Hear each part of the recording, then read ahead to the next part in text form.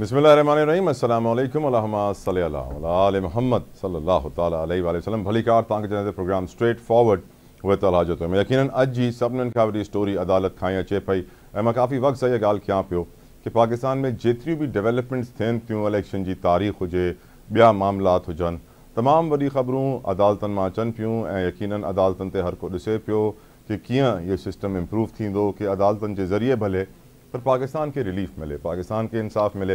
पाकिस्तान खे इंसाफ़ तॾहिं मिलंदो जॾहिं जजनि खे इंसाफ़ मिलंदो। यकीनन अॼु जेको सुओ मोटो केस हुयो इलाही इंपॉर्टेंस थो रखे हिन सिस्टम जे लाइ, हिन मुल्क जे लाइ, तमामु निज़ाम जे लाइ, रियासत जे लाइ, मुस्तक़बिल पाकिस्तान जे लाइ।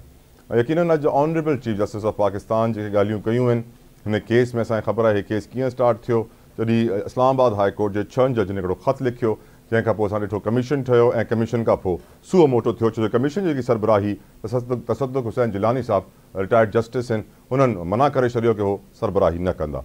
त अॼु चीफ जस्टिस साहब जा जेके रिमार्क्स आहिनि काज़ी फ़ाइज़ ईसा साहब जा, उहे इलाही इंपॉर्टेंस था रखनि।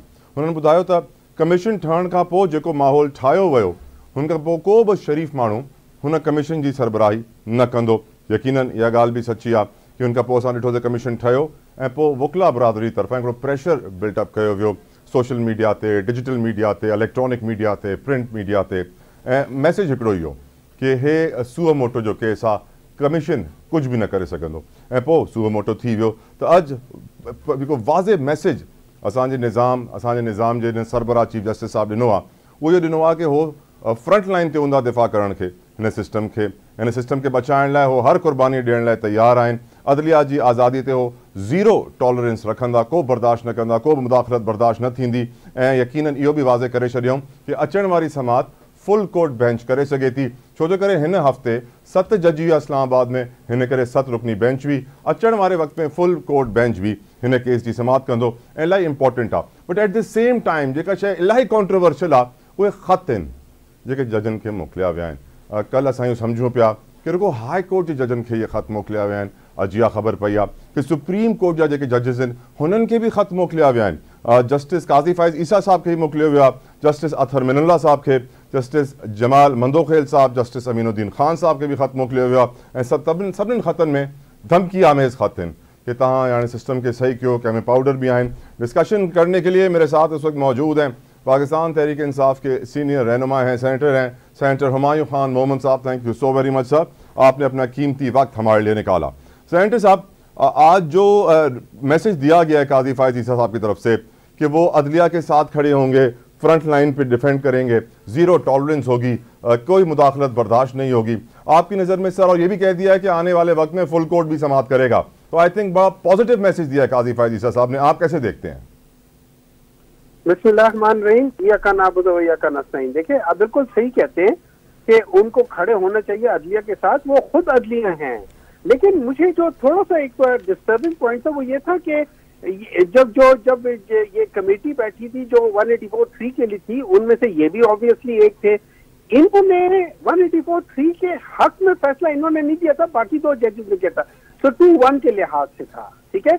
नंबर 2, अगर इनको ये कहते हैं कि इसमें कोई कॉम्प्रोमाइज नहीं था, तो इनको तो ये बहुत पहले ले लेना चाहिए था, जब इनको पता चला था, पिछले साल पता चला था कि ये हो रहा है। He was a senior puny जज, जो भी सीनियर मोस्ट होता है जज आफ्टर द चीफ जस्टिस। इन्होंने उस वक्त, इनको तो पता था सब चीजों का, ये तो उस वक्त से था, तो इन्होंने उस वक्त आते साथ ही सबसे पहले as a chief justice of Pakistan his first action should be कि ये देखें कि यार ये इंडिपेंडेंस ऑफ जुडिशरी क्यों नहीं है, ऐसी कौन सी फोर्सेज हैं जो इनके ऊपर प्रेशराइज कर रही हैं, वो कौन लोग हैं जो कि वो कैमरे नस्ब कर रही हैं। ये तो बहुत पुरानी बात है। ये आज कहते हैं कि मैंने इतनी स्पीडी तरीके से कर लिया है, ये इनको तो ये आज से, जब मैं क्या अगस्त सितंबर में ये आए थे उस वक्त ये कर लेना चाहिए था, पहला काम ये करना चाहिए था। That is how the priorities are decided. फिर उसके बाद ये कि दूसरा ये था कि जब हुकूमत ने इनको कहा था कि हम आके मिलना चाहते हैं आपसे, इनको एग्जेक्टिव के साथ नहीं मिलना चाहिए था, इनको कहना चाहिए था कि सॉरी, मैं कोई इस किस्म की वो कमीशन नहीं बनाऊंगा।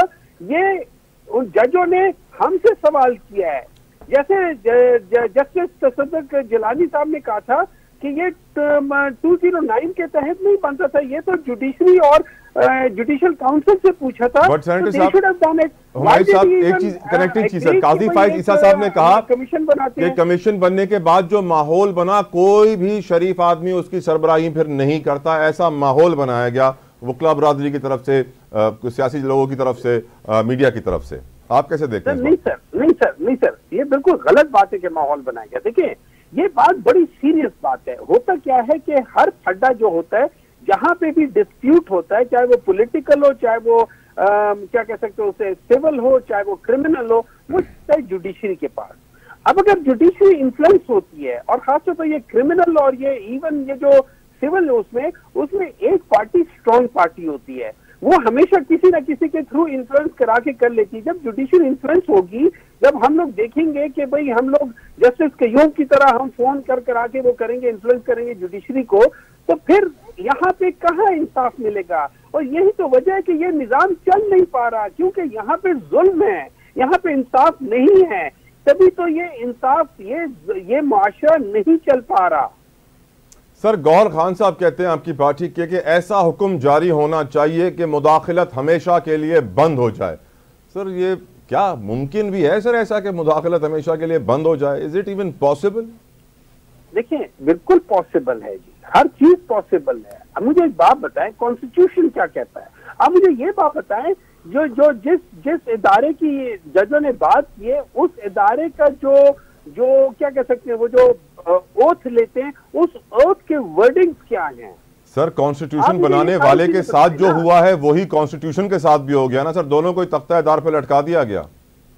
तो यही तो मसला है ना। ये देखिए, सारा मसला यही है कि हमें यहाँ पे ना तो हम लोग आजादाना फैसले कर सकते हैं, ना तो हम पॉलिटिकल मैन्यूवरिंग हो रही है, ना पॉलिटिकल मेरिट आता है, कभी किसी को कभी किसी को कभी किसी को। अब आप सोच ले, मैं आपको एक मिसाल देता हूँ। इस तो 3 ऐसे लोग सेनेटर बन गए हैं जो किसी पार्टी से नहीं है, और उनको 2 सबसे बड़ी जमातें, पाकिस्तान मुस्लिम लीग नून और पीपल्स पार्टी ने मिलकर वोट दिया है। मतलब can you imagine that thing? फिर आप कहते हैं कि ये डेमोक्रेसी है। Is this what we call democracy? Sir, democracy के अंदर तो मुझे लग रहा है कि मैं अगर लिफाफे के अंदर गोलियां भी डाल के अदालत भेज दूं तो वो जज साहब को मिल जाएंगी। रावलपिंडी जीपीओ से जो खत भेजे गए हैं, न सिर्फ हाई कोर्ट के जजेस को, सुप्रीम कोर्ट के ऑनरेबल जजेस को भी भेजे गए हैं, धमकियां में इस खत हैं, कोई इसमें शक नहीं है। सुओ मोटो वाले दिन ही ये खत मौसूल हुए हैं। तो ऐसे लग ये रहा है कि सर अब माहौल बनाया जा रहा है, शायद इन 6 जजों को जो आज़ादी की बात कर रहे हैं उनके लिए भी कोई सजा प्लान की जा रही हो शायद। देखिए, आरिफ चौधरी साहब ने सर हमें ज्वाइन किया है। Before you answer this question, welcome कर रहा हूं मैं आरिफ चौधरी साहब को। आरिफ चौधरी साहब, thank you so very much, आपने हमें ज्वाइन किया है। प्लीज आंसर कर दीजिए सर। देखिए, यही तो मसला है, लेकिन एक और बड़ा मसला है। आपने देखा जस्टिस अतर मिनल्ला साहब ने क्या पॉइंट रेज किया? उन्होंने कहा हमने जिन लोगों को यहाँ से सुप्रीम कोर्ट ने बेल दे दी, उसको एक आम, मतलब आम तो नहीं, लेकिन एक 18 ग्रेड या 19 ग्रेड का एक क्या कह सकते हैं ब्यूरोक्रेट जो है, वो उनको 3MPO के तहत किसी और केस में अंदर कर देते हैं। इज दिस व्हाट मतलब इंडिपेंडेंस ऑफ जुडिशरी इज? बिल्कुल आप सही फरमा रहे हैं हुमायूं खान साहब। आरिफ चौधरी साहब, वेरी इंपॉर्टेंट क्वेश्चन। आज इस सुओ मोटो केस की समाअत के दौरान एक पॉइंट ये भी रेज किया गया कि हाई कोर्ट के जजेस के पास ही बड़े अख्तियारात पावर होते हैं, तौहीन अदालत की कार्रवाई कर सकते हैं। उन्होंने खुद क्यों नहीं तौहीन अदालत की कार्रवाई की? वो सुप्रीम कोर्ट से एक्सपेक्ट करें तौहीन अदालत की कार्रवाई। क्या वजह हो सकती है कि सर हाई कोर्ट के जजेस खत लिख के शिकायत कर रहे हैं लेकिन तौहीन अदालत की कार्रवाई नहीं कर रहे? मैं आपको एक करूं कि ये वो चीजें हैं कि जो गवर्नमेंट की तरफ से आती तो चलो हमें समझ आ सकती थी। जब ये चीजें बेंच की तरफ से या उस साइड से आती हैं जहाँ से नहीं आनी चाहिए, जहाँ से इंसाफ मिलना चाहिए, तो बड़ी तकलीफ होती है। उसकी वजह ये है कि सबसे पहला तो ये आप ध्यान में रखें कि जज जो है, जो वो कहता है, एक शख्सियत वाहिद जज की होती है कि उसका कहा हुआ जो है उसे किसी तरह की, it is never subject to verification कि जज ने ये बात कही थी, ये सच है या गलत है, उसके लिए किसी एविडेंस की जरूरत नहीं होती। ये सिविल जज से लेकर सुप्रीम कोर्ट के जज तक का मामला है। अब अगर आपका एक हाई कोर्ट का जज ये कहता है कि मेरे साथ ये हुआ है, तो आप उसे ये कहें, मैंने तो बल्कि आपको हैरान कौन बात बताऊं, मैंने उनके वकील की बात सुनी, यानी गवर्नमेंट के वकील की, जिसने ये कहा मेरे साथ प्रोग्राम में था 2-3 दिन पहले, उसने कहा जी ये तो इन्हें थानेदार के पास जाना चाहिए जनाब, जजेस को, उनको FIR लिखवानी चाहिए। मतलब है कि हुकूमत जो है इन्हें इस हद तक रुसवा करने पे तुली हुई है, उनका ये नुक्ता नजर है। और अगर यही तरीकेकार आपके सुप्रीम कोर्ट के चीफ जस्टिस का हो, उन्हें शक की निगाह से देखने का, तो मैं समझता हूँ इससे ज्यादा बदकिस्मती क्या हो सकती है। लेकिन शायद सर मेरी नजर में आरिफ साहब, अगर वो जज चला जाए ना FIR कटवाने, तो थाने शायद बेहतर हो जाए। लेकिन एक बात ये भी तो बताइए मुझे आरिफ साहब, अदालत में ये बात भी तो की अटॉर्नी जनरल ने कि काजी फाइज ईसा साहब की अपनी बेगम जब वो शिकायत लेकर गई थी थाने में, तो FIR नहीं हो रही थी, एक्शन नहीं हो रहा था। तो समझ जाना चाहिए सर, FIR कटवाने के लिए पता बड़ी फोनें करवानी पड़ती हैं, हर थाने में फोन मिलती है फिर FIR जा रही है कि जो तासुब है आप इससे अंदाजा कर सकते हैं। 2-3 चीजें मैं आपसे शेयर करूंगा जिससे काजी साहब का तासुब आपको वाज़े तौर पर नजर आएगा। सबसे पहली बात कि ये जो जुमले इस तरह के बोले गए अटॉर्नी जनरल की तरफ से कि उनका इस केस पे, इस मौके पे क्या ये बनती थी बात कि वो कहे कि जिसे आपकी मैसेज गई थी, क्यों बोले गए बताएं ना सर, टारगेट क्या था? टारगेट उनका यही है कि उन्हें बायस करना और उनके अंदर जो गुस्सा है उसको और तेज करना, याद दिलाना कि पहले भी आपकी बेगम के साथ ऐसा हुआ है, दोबारा ना हो जाए। नहीं, हाँ, ये भी एक मैसेज हो सकता है। और दूसरा मैं आपको एक अर्ज करूं कि ये साथ उनका ये कहना कि जी मैं तो सिर्फ एक सुप्रीम कोर्ट का जो प्रेसिडेंट है उसको मानता हूं, यानी ये सुप्रीम कोर्ट का प्रेसिडेंट ही था पहले हमारा आबिद, क्या थे वो जो पिछले साल थे, आबिद जुबैरी साहब। और आबिद जुबैरी साहब जो थे वो एक आंख नहीं पाते थे काजी साहब को। लेकिन अब चूंकि नून मुस्लिम लीग नून का मुंतखब करता प्रेसिडेंट है और उनकी मर्जी की बात करता है, इसलिए उन्हें सूट करता है। हामिद खान जिसने सारी जिंदगी तहरीक चलाई बगैर वो जजेस की आजादी के लिए, बगैर इस चीज का ख्याल रखे कि उनकी पॉलिटिकल पार्टी क्या कहती है। एतजाज आसद ने जजेस की आजादी की तहरीक चलाई, उनकी इंडिपेंडेंस की तहरीक चलाई बगैर इस बात का ख्याल रखे कि उसकी अपनी पॉलिटिकल पार्टी उसके साथ क्या सलूक करती है। आज उनकी बात नहीं सुनने के लिए तैयार, किसी की बात सुनने के लिए तैयार नहीं, और इस मौके पर भी ये तासुर देने की कोशिश कर रहे हैं कि जी वो किसे नुमाइंदा समझते और किसे वो सुनना चाहते हैं। ये वो वक्त था कि अगर वो समझते कि जिस तरह माजी में हुआ था कि एक चीफ जस्टिस में इफ्तिखार मोहम्मद चौधरी पे जब हमला हुआ था तो पूरे के पूरे जजेस इकट्ठे थे और सारी की सारी वकला बरादरी इकट्ठी थी और किसी में ये फर्क नहीं था कि ये किस पॉलिटिकल पार्टी का है। वो सिर्फ ये समझ रहे थे कि ये इंसाफ के निजाम पर कातिलाना हमला हुआ है, इसे हमने महफूज करना है, अवाम के लिए, पाकिस्तान के लिए हमने निजाम अदल को बचाना है, इसलिए सारे लोग इकट्ठे हो गए थे। वो निजाम अदल को फिर ऐसा बचाया कि हर रोज अब निजाम अदल फार्मी मुर्गी की तरह कट रहा होता है सर। नहीं, मेरी बात सुने, वो और बात है। बात यह है कि दोनों तरफ से ये बात हुई कि लोगों की उम्मीदें थी। आपका क्या ख्याल है कि ख्वाब जो लोग देखते हैं, अगर उनके कल को ख्वाब टूट जाए तो आप उन्हें कहे कि लोग ख्वाब देखने छोड़ दें? लोगों के जेल में तो ये था कि ये जो माँ के जैसी रियासत होगी, और ये सारे ख्वाब थे कि जो उन्हें नजर आ रहा था। और चूंकि बराह रास्त एक फाशिस्ट जो था वो जबर के जरिए सिटिंग चीफ जस्टिस के साथ खेल रहा था, उसे अलहदा कर दिया था, उसे डिसफंक्शनल कर दिया था। इसलिए उस वक्त यही बात बनती थी कि सारे लोग मिलके आगे उसके नतीजे में फैशिस्ट वाला खेल बंद नहीं हुआ है ना सर। मसला ये है, कोई खुल के खेलता है, कोई छुप के खेलता है। मुझे प्लीज, आपने बड़ा इंपॉर्टेंट पॉइंट रेज किया, विद योर परमिशन सेनेटर साहब भी साथ हैं, उनको भी इस पॉइंट पे लाना चाहता हूँ। आरिफ साहब, हुमायूं साहब, बड़ी अच्छी बात की आरिफ साहब ने, हमें समझाया कि अटॉर्नी जनरल का काजी फाइज ईसा साहब की बेगम का किस्सा बीच में लेकर आना कि वो थाने गई थी और वो FIR नहीं कटवा पाई थी। दबे लफ्जों में, रीड बिटवीन द लाइन, बहुत सारे मैसेजेस थे इस पॉइंट को रेस करके। Do you agree? आप बिल्कुल एग्री विद यू जी। देखिए, ये याद रखें, अभी तक दो ऐसे लोग हैं जिन्होंने अभी तक एक्चुअली मनी ट्रेल नहीं किया। So things are still hanging. तो ये मेरे ख्याल में शायद एक किस्म का उनको थ्रेड भी था। मुझे तो ऐसे लगता है कि ये उनको इशारे कर रहे थे कि अगर आपने ये ना किया तो ये हो जाएगा, फलाना हो जाएगा। ये इन रीड बिटवीन द लाइंस वाली सारी बात होती है। लेकिन देखिए, असल बात ये हो जाती है मेरे लिहाज से, जब अगर चीफ जस्टिस साहब जो है ना, अगर उनका माइंडसेट आप देखें तो जो वो मुकालमे कर रहे होते हैं वो माइंडसेट बता रहा होता है। नंबर 2, उन्होंने इसको स्लो मोटो एक्शन के खिलाफ किया था। अगर वो बाकी दो जज ना होते और ये पुराना तरीका हो रहा था तो ये तो सुओ मोटो कभी ना होता। नंबर 3, जिस तरीके से उन्होंने अब अच्छा, पाकिस्तान तहरीक इंसाफ को एक और कंसर्न है। वो कंसर्न ये है कि अगर ये जजेस ये बता रहे और ये पिछले 1 साल से बता रहे, तो क्या ये पिछले 1 साल जो डिसीजन हो रहे हैं, जैसे हमने देखा था कि तोशाखाना का डिसीजन जिस जज ने जिस तरीके से कंडक्ट किया है, क्या उसमें भी प्रेशर था? फिर हमने देखा कि जिस तरह के साइफर केस में था कि आपने वो डिफेंस को राइट ही नहीं दिया कि वो जिरा करे, क्या वो भी कोई प्रेशर के तहत था? फिर हमने देखा है कि जिस तरीके से ये जो निकाह वाला केस था, इद्दत का जो केस था, उसमें देखा है कि जो असल मतलब दुनिया की हिस्ट्री में, मुसलमानों की हिस्ट्री में पहली बार हुआ है कि एक औरत की गवाही को नहीं माना गया और एक मर्द की गवाही, वो भी 6 साल बाद उसको याद आ गया, हालांकि उसने पहले एक गवाही दे दी थी। तो क्या वो भी प्रेशर का था? सेनेटर साहब, मैं आपको याद दिला दूं, सेनेटर साहब, इस रमजान का ये एक बड़ा ऐसा दिल खराश वाकया है जिसने मेरे दिल के ऊपर सर बड़े जख्म छोड़े हैं गहरे, जो मैं भूल नहीं पा रहा हूं सर। कि सर एक 12 साल के बच्चे को रेप होते हुए उसके बाप ने बचाया सर, एक बरहना मौलवी से, और फिर जब पुलिस ने FIR काट के उस मौलवी को बंद कर लिया तो दूसरा मौलवी पैदा हो गया सर उसको छुड़ाने के लिए, और बाप बेचारे के ऊपर ऐसा दबाव डाला कि उसने बोला मैं माफ़ी चाहता हूँ, मेरी जान छोड़ो, और उसने वो केस वापस ले लिया, वो मौलवी बाहर आ गया, वही काम दोबारा करेगा।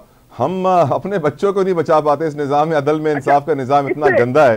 इसमें देखिए, इसमें मेरा पॉइंट ऑफ व्यू एक है जो उस शख्स ने उस लड़के के साथ ज्यादती की है, उसमें उसके वालिदैन अगर उसको माफ कर देते हैं वो अपनी जगह पर है सर। हमारे यहाँ माफी कॉम्प्रो कैसे होता है सर? पैसे पे होता है एक तरफ, लेकिन दूसरी तरफ दबाव होता है कि तुम करते हो या नहीं करते हो।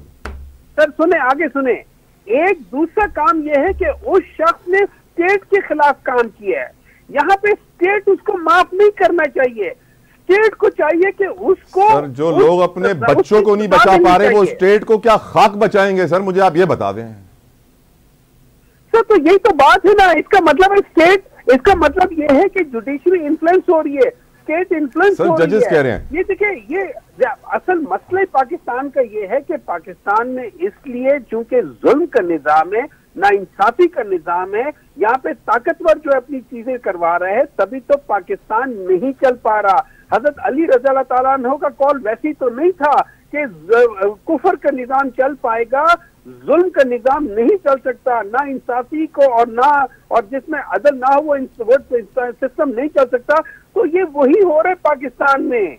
बिल्कुल इस पाकिस्तान को आज इस जगह पे ब्रेक लगा लेनी चाहिए और अपना रुख हमेशा के लिए ठीक कर लेना चाहिए by stopping this thing forever. बिल्कुल ठीक सेनेटर साहब। सेनेटर साहब मुझे आपसे एक बड़ा इंपॉर्टेंट क्वेश्चन ये भी पूछना है कि आज बड़ी इंपॉर्टेंट मीटिंग हुई है प्रेसिडेंट ऑफ पाकिस्तान और चीफ ऑफ आर्मी स्टाफ के दरमियान, और उसमें कुछ आपकी पार्टी के हवाले से कुछ बातें हुई हैं, उनके ऊपर आपसे सवाल पूछना है। और आरिफ चौधरी साहब मुझे आपसे ही सवाल पूछना है कि जिन 6 जजों ने शिकायत की है मुदाखलत की, अगर आने वाले वक्त में उनके खिलाफ कार्रवाई होती है तो इसका मतलब क्या होगा? सिस्टम जीत गया या जज हार गए? एक ब्रेक मुझे लेने दीजिए, फिर मैं आके जवाब लूंगा। Sir let me take a break please, take a break.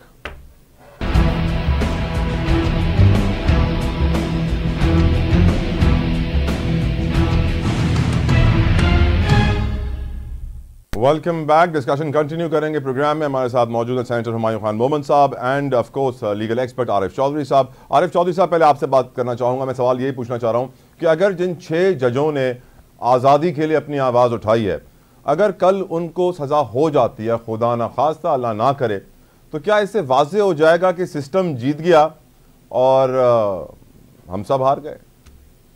देखिए, मैं आपको एक अर्ज करूँ, ये फतह शिकस्त की बात नहीं होती। ये यानी वेकअप कॉल जो देता है, मैं समझता हूँ कि वो बहुत बड़ा मोशन होता है उस कौम का।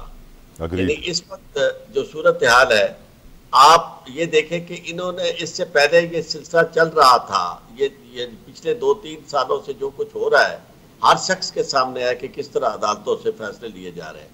और इस वक्त जो इतना जोर जो दिया जा रहा है और ज्यादा प्रेशर के तहत लाया जा रहा है, वो इसलिए कि उन्होंने नीचे से जो फैसले करवाने थे वो फैसले इतनी शताब्दी से, इतनी जल्दी से हुए हैं कि उन लोगों ने खौफ के मारे टेक्निकलिटीज का भी ख्याल नहीं रखा।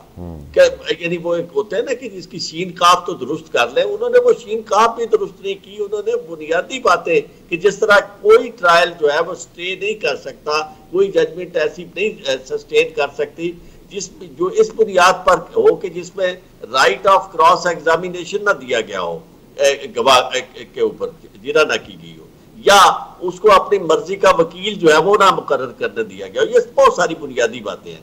तो इस तरह मैं ये समझता हूँ कि अब उन फैसलों को तहफ़्फ़ुज़ देना है। तो अब ये पिछले सारे अरसे से ये किया जा रहा है कि ऐसे ऐसे फैसले जिनकी कानून की नजर में कोई हैसियत नहीं है, इस 200 से ज्यादा मुकदमात बना दिए गए। अब उन केसेस के लिए आपको जरूरत इस बात की है कि आप जजेस को इतना ज्यादा इंटिमिडेट करें कि वो जनाब डर के बारे, खौफ के बारे आपकी बात माने। लेकिन जहां तक कामयाबी और नाकामी का ताल्लुक है, पहली बात तो ये है कि ये नाकाम नहीं होंगे, ये मुझे पूरा यकीन है। उसकी वजह ये है कि सिस्टम में इतनी सख्त नहीं रह गई जो वो समझते थे। आप वक्त के साथ साथ वो बिल्कुल डिक्लाइन समझा। आप कहेंगे सिस्टम ने इतने सारे झगड़े लिए हैं और झगड़ा नहीं लेना चाहते। एक खौफ जो था लोगों के ऊपर के ये यूं कर देंगे, आपने एक हद तक वो खौफ को सर, एक बंदे को एक थप्पड़ आप मारते हैं वो बहुत खौफजदा होता है, उसके बाद दूसरे थप्पड़ से उसको पता चल जाता है कि अल्टीमेटली यही होना है। एक दफा जब बंदा जेल चला जाता है उस जेल से खौफजदा नहीं होता।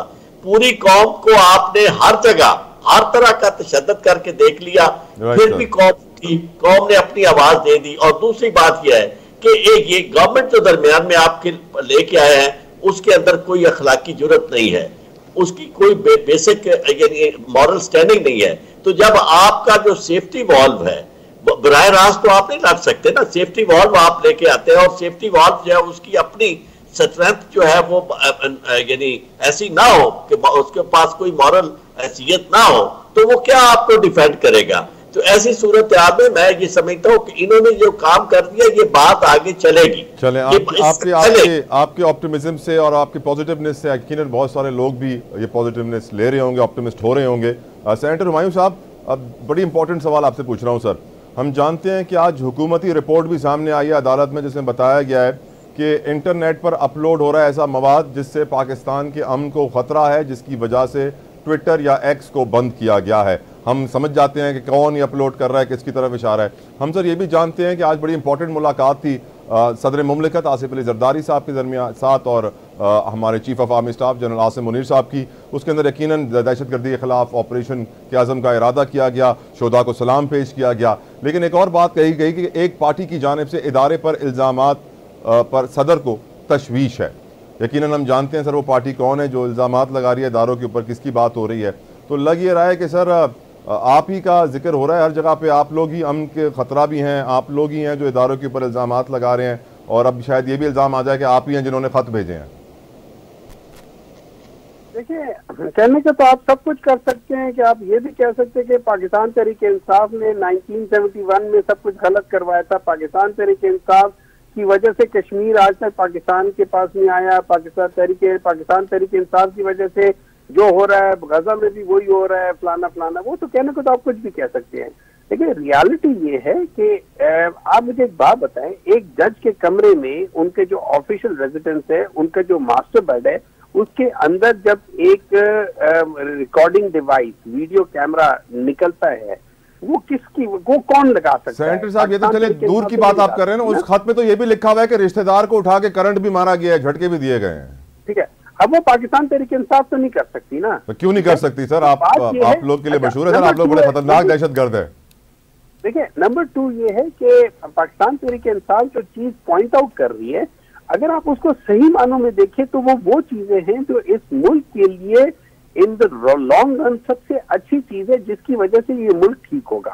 अच्छा, पाकिस्तान तहरीक इंसाफ ने अगर खुद भी इस किस्म की गलती की है तो पाकिस्तान तहरीक इंसाफ ने अपनी टाइम पे उन गलतियों को तस्लीम करते हुए कहा था कि हमने ये सही नहीं किया। तो जब कोई इंसान अपनी गलती तस्लीम कर लेता है, वो अपनी इस्लाह कर लेता है। अगर मैं अपनी गलती तस्लीम नहीं करता तो मैं अपनी इस्लाह नहीं कर पाता, तो मैं वही गलती बार बार रिपीट करता हूँ, वही गुनाह बार बार रिपीट कर रहा होता हूँ। तो सबसे पहले तो हम लोगों को, जिसे हम कहते हैं ट्रूथ, हमें वो ट्रूथ करना चाहिए, उसके बाद फिर रिकंसाइल करना चाहिए। तो इस वक्त पाकिस्तान को जिस चीज की जरूरत है वो है ट्रूथ की। हम हर एक इदारा, हर एक पार्टी, हर एक पॉलिटिकल पार्टी सच बोले कि ये हमने गलत किए हैं। फॉर एग्जाम्पल जैसे इमरान खान ने कहा था कि हमने जो जस्टिस काजी फायज ईसा के खिलाफ जो रेफरेंस दायर की थी वो हमें नहीं करना चाहिए था, वो गलती था। That is truth, that is. उसके बाद फिर आप रिकंसाइल करते हो। उन्होंने कहा था कि हमने बाजवा के साथ जो बातें की, उनकी जो बातें हमने मानी है वो की थे, वो हमें नहीं करना चाहिए था, एक्सटेंशन नहीं देना चाहिए था, ऑफ द ट्रूथ, एक्सटेंशन नहीं देना चाहिए था। यकीनन अब आप डिनाइल में नहीं है, ये अच्छी बात है सर। लेकिन एक बात बताऊं, हम शायद सियासी बातें बहुत ज्यादा करते हैं, लेकिन हमारे मुल्क के अंदर बहुत सारे और भी इश्यूज हैं जो बड़ी इंपॉर्टेंस के हकदार हैं। मैं एक इशू आप दोनों मेहमानों के सामने रखना चाहता हूं, क्योंकि मेरे साथ कराची स्टूडियो में सीनियर सहाफ़ी हैं, सिंध के बहुत मशहूर आदमी भी हैं, ना सेतो साहब डायरेक्टर न्यूज़ हैं आवाज़ टीवी के। और थर में सर मेल न्यूट्रिशन की वजह से बताया जा रहा है कि बड़े बच्चे मर रहे हैं। इस रवां साल के दौरान बताया जा रहा है कि 122 बच्चे मर चुके हैं, लेकिन सैडली हम उनकी बात नहीं करते हैं। लेकिन मैंने आज सर से रिक्वेस्ट किया कि वो आए हमारे शो पे और हमें बताएं कि इस वक्त सिचुएशन है क्या। नाज साहब please update us sir, and thank you for your time. शुक्रिया तला साहब। असल में बात जो आपने कही है वही है कि हम उमूमन हमने ये गलत किया, उसने ये गलत किया, ब्लेम गेम की हमारी कहानी तो चल रही है। लोगों की ज़िंदगियों के साथ जो बड़े मसाइल हैं उन पे हम बात नहीं करते। मिसाल के तौर पर हम जब यहाँ बैठे हुए हैं तो ये जो गुफ्तगू आप कर रहे हो वो मिट्टी में, थर में, छाछरों में, नंगर पार कर में बैठे हुए आदमी को कुछ समझ नहीं आ रहा होगा, क्योंकि उसके घर का मसला तो ये है कि एक दिन में आज 5 जनाजे उठे हैं मिट्टी से, 5 बच्चे जो जिनमें नौज़ायदा बच्चे से लेके मतलब कोई कुछ माह के बच्चे भी शामिल थे एक दिन में। और जैसे आपने कहा कि ये 3 महीने मुकम्मिल हुए हैं, चौथे महीने के 2 दिन 3 गुजरे हैं, इसमें 122 बच्चे जो उमूमन कहते हैं कि मेल न्यूट्रिशन की वजह से, ग़िज़ाई किल्लत की वजह से सिर्फ एक डिस्ट्रिक्ट हॉस्पिटल में रिकॉर्ड हुए हैं मरने के। ये सिंध के जो 30 अजला हैं उनमें अगर रिकॉर्ड किया जाएगा तो बहुत बड़ा है। और ये इसको भी अब हमें देखना चाहिए कि किसी एक सूरत हाल में नहीं करें। ये कोई अचानक ऐसा नहीं हुआ है कि कोई कहत पड़ गया है और वो उससे बच्चे मर रहे हैं।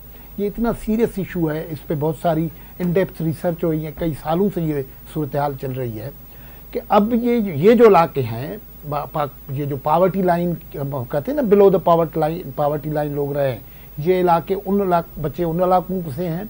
और वहाँ सूरत हाल ये है कि जो नया बच्चा पैदा हो रहा है वो 1 पाउंड का भी होता है। मेडिकल डॉक्टर्स बताते हैं कि कम से कम 2.5 से 3 पाउंड का बच्चा होना चाहिए। माँ को खाने को नहीं मिल रहा होगा। और उसका बुनियादी सबब ये ग़िज़ाई किल्लत का जो है वो ये है कि माएँ जो हैं वो उनका एक एजुकेशन नहीं दी हमने, पीछे देखे, फिर उनकी उस तरीके से ट्रेनिंग नहीं हुई है। वो बच्चे पैदा करने की मशीनें हम कर देते हैं, वो 8-8, 10-10 बच्चे पैदा करती हैं, वो 2-3 बच्चे की पैदाइश के बाद वो ड्रेन आउट हो चुकी होती हैं। तो ये सीरियस मसाइल इस किस्म के हैं। और ये मिसाल के तौर पर ये मसला है, अमन अमान का मसला है। जब हम अब मैं आपसे गुफ्तगू कर रहे हैं, आपके स्टूडियो में आ रहा था तो इस वक्त खबर आ रही थी कि कंथकोट में, ये जो पॉइंट है जिसमें सिंध, पंजाब और बलूचिस्तान के तकरीबन रास्ते आके मिलते हैं, वहाँ एक बस पे फायरिंग हुई है, 1 बंदे की ज़िंदगी गई है और 2 बंदे ज़ख्मी हैं। और आज दिन भर जहाँ फायरिंग हुई है, आज दिन भर वहाँ धरना रहा कि 3 बंदे अगली रात को अगवा हो गए थे, उनको आज़ाद करवाने के लिए बड़ी मेहनत समाजत से पुलिस ने वो धरना ख़त्म करवाया था, ये हुआ था। और इस इलाके में कोई 35 से ज़्यादा बंदे हैं जो कई महीनों से, दिनों से अगवा शुदा हैं। मतलब ये मसाइल हैं जो आप देखें, हमारे पॉलिटिकल पार्टीज़ का इनको पॉइंट स्कोरिंग का तो बहुत शौक़ होता है, लेकिन कोई जिक्र नहीं करता। अपनी नेशनल, हम रोज़ाना टेलीविज़न पे देखते हैं, कोई आके बात करता है इनके मसाइल पे। मतलब ये इनकी आपस की जो पावर गेम है, वो पावर गेम वाक़तन गेम है कि पावर गेम की गुफ्तगू होती है। जो इंसानी ज़िंदगी से जुड़े हुए मसाइल हैं उन पर बहुत कम गुफ्तगू हो रही है। ये बात मैं तो शुक्रिया अदा करता हूँ नाज साहब कि आपने हमें तो ज्वाइन किया और हमें बताया कि आम आदमी के इशूज़ क्या है, मिट्टी में बैठे हुए लोगों के इशू क्या है। आरिफ चौधरी साहब, सिंध में यकीनन हम जानते हैं ये थर पार्कर से मेल न्यूट्रिशन की कंप्लेंट कोई पहली नहीं है और आखिरी भी नहीं है, और बच्चे मर रहे होते हैं, किसी को परवाह नहीं है। सर हमारे तकरीबन 2 करोड़ 70-80 लाख बच्चे सड़कों पे फिर रहे हैं, स्कूलों से बाहर हैं, परवाह नहीं है। चाइल्ड लेबर के लॉज हैं, उन पर अमल दरामद होगा नहीं। तकरीबन 5.5 लाख बच्चा हर साल रेप होता है, परवाह नहीं है। हमें परवाह है सर सिर्फ पावर में आना है, पैसा कैसे बनाना है, गाड़ियों की फ्लीट कैसे होनी है, दुबई में विला कैसे होना है, 50 लाख की घड़ी कैसे होगी। हम सर पाकिस्तानी हैं या सिंधी, पंजाबी, बलोची, पठान में ही रहेंगे और मुल्क का नहीं सोचेंगे सर?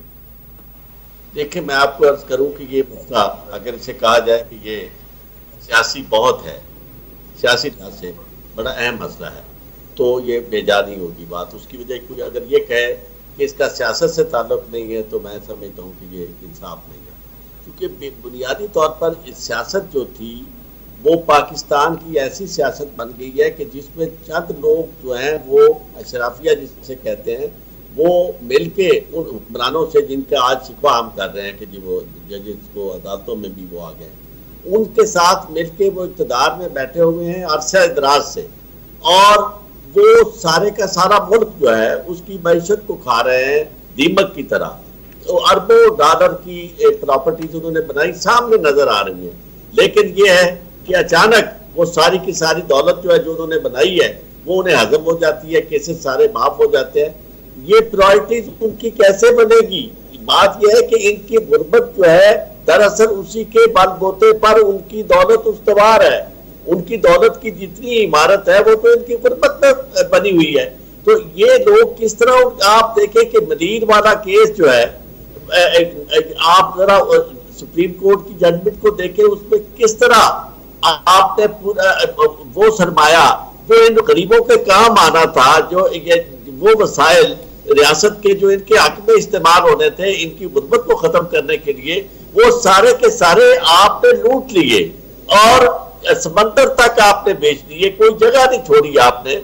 आपसे मुराद मैं कह रहा हूँ गवर्नमेंट और वो इक़्तिदार में बैठे हुए लोग जो आज आपने सदर की बात की कि जनाब उन्होंने तशवीश का इजहार किया है कि एक पार्टी, उन्हें इस पे कभी तशवीश नहीं होगी कि उनके अपने यानी लोग जो है वो कितने भूखे मर रहे हैं, और उन्हें कभी तशवीश नहीं होगी कि वहाँ कुत्ते जो है उनको तलफ करने के लिए, आवारा कुत्तों को तलफ करने के लिए कोई वैक्सीन मौजूद नहीं है, और बच्चों के लिए एक सांप के काटने की कोई दवाई मौजूद नहीं है, अस्पतालों में कोई सहूलत मौजूद नहीं है। ये उनका मसला नहीं है, इसलिए कि उनके पास ताकत जो है वो जबर प्लस जबर इनटू जबर। और सर ये इस पे सर ये ऐसा है कि इससे फर्क भी नहीं पड़ता, फर्क कितने भी हुक्मरान बदल जाए। यही आलम था जब हमारे यहाँ रियासत मदीना बना रहे थे ना, तब भी यही आलम था, और वहाँ इसको वो हिस्सा ही नहीं मान रहे थे इस खित्तों को। वो कहते कि वहाँ तो हम हैं ही नहीं। मतलब ये एटीट्यूड है, ये ऐसा नहीं है कि किसी एक पार्टी का है। ये वर्मला कहते थे उस वक्त के प्राइम मिनिस्टर साहब कि सिंध तो हमारा है ही नहीं। ये एटीट्यूड है इनका। सिंध ऐसे लगता है सर बना ही कमाने के लिए। सेनेटर हुमायूं साहब, आपकी तरफ आपका कमेंट आना जरूरी है सर। सिंध में ये जो बच्चे थर में स्पेशली मेल न्यूट्रिशन का शिकार है और जो एक बेकाबू डाकू राज है, और स्पेशली डाकू राज आजकल तो ऐसा हो गया है कि आप पूछे नहीं सर। कराची के बाद घोटकी वो डिस्ट्रिक्ट है जो सिंध में सबसे ज्यादा कमाता है, 2400-2500 अरब रुपए कमा के एक्सचेकर को देता है, हुकूमत को देता है। लेकिन सैडली सर घोटकी में जिस तरह का आजकल डाकू राज है, समझ नहीं आती कि सर क्या हमारे ताकतवर इदारों को नजर नहीं आ रहा, या तो वो मिले हुए हैं उनके साथ, या तो फिर वो चाहते हैं कि पाकिस्तान तबाह बर्बाद हो जाए और लोग लुटते रहें, मरते रहें डाकुओं के हाथों। What is your opinion Humayun साहब? अच्छा, मैं अपना ओपिनियन इसके बारे में ओपिनियन देने से पहले अभी आपके जो साहब कराची से जो मेहमान थे उन्होंने जो बात की है मैं उनसे टोटली डिसएग्री करता हूँ। जी सर। देखिए, जब इमरान खान आए थे, इमरान खान ने पूरे मुल्क में और सिंध को खास तौर पे कहते रहे थे कि आप भी हेल्थ कार्ड स्टार्ट कर लो। सिंध वालों ने हेल्थ कार्ड नहीं स्टार्ट किया, तो इसके बेसिस पे थर को एज अ स्पेशल कंडीशन करके उसको वफाक से खाली थर के इलाके को हेल्थ कार्ड को दिया गया था। ये वफाक की तरफ से था और ये स्पेशल इलाका। ये पॉइंट आपका आ गया, आपने डिफेंड कर लिया अपनी पार्टी को कि आपने बहुत अच्छा काम किया उस वक्त। अब मेरे सवाल पे आइए प्लीज। देखिए, अब बात ये हो जाती है, जैसे मैं दोबारा वो जैसे अभी बात हो रही थी कि इनका ये मसला है नहीं, इनका मसला है कि ये किस तरीके से हुकूमत वहां पे सेव करते हैं। वो मुझे एक बात बताएं, 1970 से लेकर आज तक कितने साल पाकिस्तान पीपल्स पार्टी ने सिंध पे एक किस्म का वो अपनी हुकूमत बनाई है, उन्होंने आज तक थर को कोई चेंज किया? बिल्कुल नहीं किया। आज भी वहाँ बच्चे पूरे पाकिस्तान में थर के अलावा कहीं और नहीं मर रहे। अच्छा, इस चीज को थर कोल बनाया सर, वो बड़ी अचीवमेंट है। थर कोल पावर प्लांट सिंध हुकूमत ने मिलकर एंग्रो वालों के साथ बनाया, ये बड़ी अचीवमेंट इनकी है थर में। नहीं, देखिए वो उससे पैसा आता है, इन बच्चों से पैसा नहीं आता, इन बच्चों पर पैसा जाता है, चला जाता है, तो ये उनकी प्रायोरिटी नहीं है। और नंबर 2, वो जो डाकू वगैरह जो बात कर रहे हैं ना, मैं कैसे मान लूं कि हुकूमत के होते हुए वहां पे सिंध वाहिद जगह जहां पे आपको रेंजर्स हमने डिप्लॉय किए हुए हैं, कितने सालों से रेंजर्स डिप्लॉय किए हुए हैं, तो हुकूमत और रेंजर्स मिलके भी इन लोगों को सिक्योर नहीं कर सकते, कच्चे के डाकुओं को पकड़ नहीं सकते। मतलब मुझे समझ नहीं आती ये क्या मसला है, ये क्यों ऐसा मसला है। यही बात समझने की है, यही बात समझने की है। तो साहब सर हमारे डायरेक्टर न्यूज है आवाज टीवी के, वो कह रहे हैं यही बात असल समझने की है। समझाइए। इतनी सारी फोर्सेस के बावजूद नहीं हो रही है तो क्यों? और ये असला जो मिलिट्री ग्रेड का असला यहाँ पहुंचता है, कैसे पहुंचता है? यहाँ तो नहीं बनता, यहाँ तो नहीं बनता। ये मतलब उनके पास ड्रोन्स आ जाते हैं, ये कम्युनिकेशन, ये किसकी जिम्मेवारी है? इसको पॉलिटिकल पॉइंट स्कोरिंग। चोर और पुलिस मिल गए हैं सर, चोर और पुलिस मिल गए सेतो साहब। पॉलिटिकल पॉइंट स्कोरिंग से ज्यादा आज वीडियो चला है कि वो डकेट्स का सोशल मीडिया पे वीडियो चला है, उनके हाथ में ड्रोन कैमरे आ गए और वो कहते हैं कि वो हो गया है। सवाल ये है कि ये जो एंटी रॉकेट मिसाइल आ जाता है, एंटी एयरक्राफ्ट गन आ जाती है, ये कच्चे में पहुंचती कैसे है? और सिंध में तो नहीं बनती, ये कहाँ से आती है? बीच में कौन सी, ये बॉर्डर से बाहर से आती है तो कौन, किसकी जिम्मेवारी है? अच्छा, ये डाकुओं का जिक्र हो रहा है तो मैं चाहूंगा कि हम एक और केस प्रिया कुमारी का जिक्र भी करें। आज प्रेस कॉन्फ्रेंस हुई है, आज उसकी वालिद ने प्रेस कॉन्फ्रेंस करी है और इतला ये थी कि उनकी वालिदा भी आएंगी, लेकिन वो नहीं आई। वालिद ने जो प्रेस कॉन्फ्रेंस की, वहाँ के मुखी थे कि भाई वो जिन पे इल्ज़ाम है वो हमारे साथ हैं, वो ऐसा नहीं है, हमारे पास कोई आया नहीं है। वो दबी सी सहमी हुई सी एक प्रेस कॉन्फ्रेंस थी, लेकिन वालिदा जो इस वक्त तक आवाज़ बुलंद कर रही थी वो प्रेस कॉन्फ्रेंस में नहीं थी। वो 2.5 साल से बच्ची है, अगवा है, और वो ज़मीन निगल गया, आसमान निगल गया। आज मेरी एक टॉप पुलिस ऑफिशियल से बात हो रही थी शाम के वक्त में, तो वो बता रहे थे कि अब जो डकेट्स हैं या क्रिमिनल्स हैं, उनके पास जो वेपनरी है वो हमसे कई ज्यादा सॉफिस्टिकेटेड है, बड़ा उनका जदीद है। मैं सवाल को इंपॉर्टेंट समझता हूं कि ये आता कहां से है। ऑफ कोर्स से तो साहब देखिए ना, हम पूरे पाकिस्तान में जानते हैं कि किस तरह स्मगलिंग होती है, ईरान से किस तरह खाने पीने की चीजें आती हैं, अफगानिस्तान के बॉर्डर से किस तरह असला, ये मेहरबान हमारे कहां है सर। ये तो पूरा सिस्टम मुलविस है ना, सारी चौकियां क्रॉस होती है ना, सबको अपना अपना हिस्सा मिलता है, तभी तो कराची के मेन मार्केट में आके हर चीज आपको मिल जाती है, असला हो, कुकिंग ऑयल हो, बिस्किट हो, साबुन हो। Your closing comments senator Humayun साहब, आखिर में आपसे मैं यही जानना चाहूंगा कि आखिर हमें करना क्या है? अब ये ना कहिए कि सर इमरान खान को आजाद करना है, वो तो नहीं होगा, लेकिन उसके अलावा क्या करना है सेनेटर हुमायूं साहब आगे बढ़ने के लिए? देखिए, इससे है कि इमरान खान भी आजाद होगा, ऐसी कोई बात नहीं है, वो जरूर इंशाल्लाह आजाद होगा, लेकिन हमें जो करना है वो ये करना है कि हमें सबसे पहले देखें, सिंपल सी बात है, बेसिक प्रिंसिपल याद रखें, आपने अदल कायम करना है। जब आपने अदल और इंसाफ कायम कर दिया है, सारी चीजें डोमिनोज इफेक्ट के लिहाज से ठीक होने शुरू हो जाएगी। जो निजाम चोरी और काम चोरी पे बना हुआ हो, वहां पे अदल कैसे हो सकता है सर? आप कह रहे हैं कि चोरी बंद कर दो, स्मगलिंग बंद कर दो, how is it even possible sir? इतनी कमाई है सर, बहुत कुछ खरीदना होता है सर। तो यही वो अदल है ना, यही वो इंसाफ है। जब वो ठीक हो जाएगा, ये सारे ठीक हो जाएंगे। असल मसला हमारा जो है ना, हमारी judiciary is the biggest problem and it is the only problem. Judiciary ठीक हो जाए, मैं अल्लाह की कसम खा के कहता हूँ, इनमें से हर एक इदारा ठीक हो जाएगा, पुलिस ठीक हो जाएगी, सारे इदारे ठीक हो। सर वो आप कह रहे हैं न सवा मन तेल होगा न राधा नाचेगी।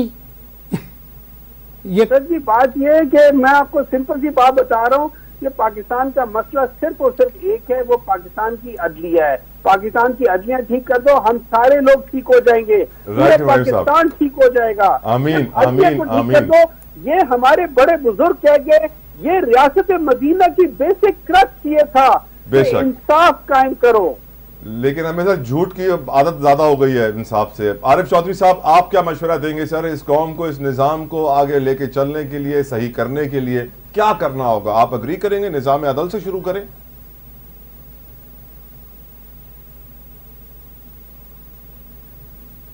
राइट, इंटरनेट थोड़ा सा डिस्टर्ब है। चलें, thank you Arif Chaudhary sahab, out of time. Thank you senator Humayun Khan Mohammad sahab, आपके कीमती वक्त के लिए थैंक यू। नासिर साहब तव्हांजी वॾी महिरबानी। प्रोग्राम जे आख़िर में इहो ई चवंदुमि कि खुदारा खुदारा खुदारा अहिड़ा फ़ैसिला कयो, अहिड़ी पॉलिसी मेकिंग कयो जेके पाकिस्तान जे लाइ हुजनि, ग़रीब माण्हू जे लाइ हुजनि, थर पार्कर में मरंदे मेल न्यूट्रिशन जे ॿारनि जे लाइ हुजनि, ऐं जेके धाड़ेलनि खे कंट्रोल करण जे लाइ हुजनि, न कि हुननि खे हथियार सप्लाई करण जे लाइ हुजनि।